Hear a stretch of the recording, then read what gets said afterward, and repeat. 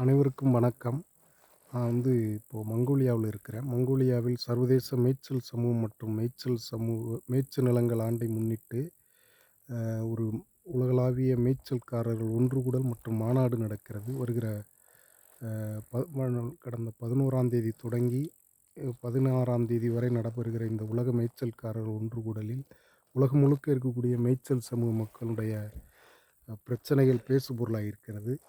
அது குறித்த ஒரு கூட்டு பிரகடனம் ஒன்றை உருவாக்குவதற்கான கலந்துரையாடல் தொடர்ச்சியாக நடைபெற்று கொண்டிருக்கிறது. மங்கோலியா நாடு முழுக்க 4-5 குழுக்களாக பிரிந்து உலகம் முழுக்க 108 நாடுகளை சேர்ந்த நில உரிமை செயல்பாட்டாளர்கள் பயணம் செய்து மேய்ச்சல் சமூகத்திற்கான கோரிக்கைகளை உலகளாவிய பிரகடனத்தை தயாரிப்பதற்கான ஒரு கூட்டு வாதத்தில் ஈடுபட்டிருக்கிறோம்.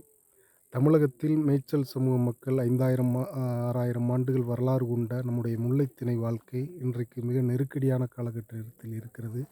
நாள்தோறும் வனத்துறையினுடைய கெடுபிடிகள் அதிகரித்து கொண்டிருக்கிறது. கிட்டத்தட்ட 90% வனப்பரப்பினுடைய கதவுகள் அடைக்கப்பட்டு விட்டது. பாரம்பரியமாக நம்முடைய மேய்ச்சல் சமூக மக்கள் பயன்படுத்தி வந்த நிலங்கள் பொது நிலங்களாக அறியப்படுகிற மேய்க்கால் புறம்போக்கு, மந்தைவெளி புறம்போக்கு, இன்னும் பொது நிலங்கள் அரசினுடைய பல்வேறு திட்டங்களுக்காக கையகப்படுத்தப்படுவது, தனியார் ஆக்கிரமிப்புகள் போன்றவற்றிற்காக மாற்றப்படுவது என மேய்ச்சல் வாழ்க்கை மிகுந்த இடர்பாடு நிறைந்ததாக மாறிக்கொண்டிருக்கிறது.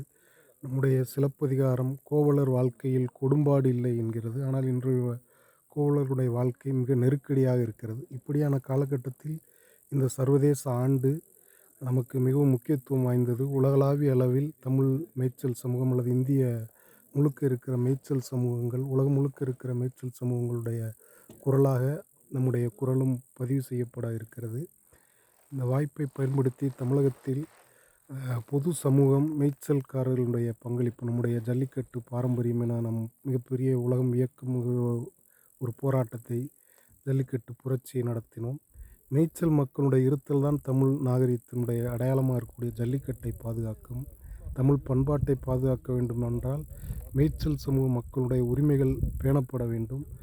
அதன் மீது கவனம் செலுத்த வேண்டும்.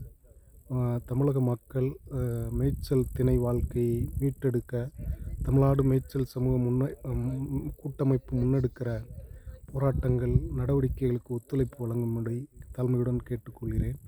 தமிழ்நாட்டில் மேய்ச்சல் உரிமைக்கான கருத்தியலை, பொதுநில பாதுகாப்புக்கான உரிமை அரசியலை இன்னும் பரவலாக்குவோம். நன்றி, வணக்கம்.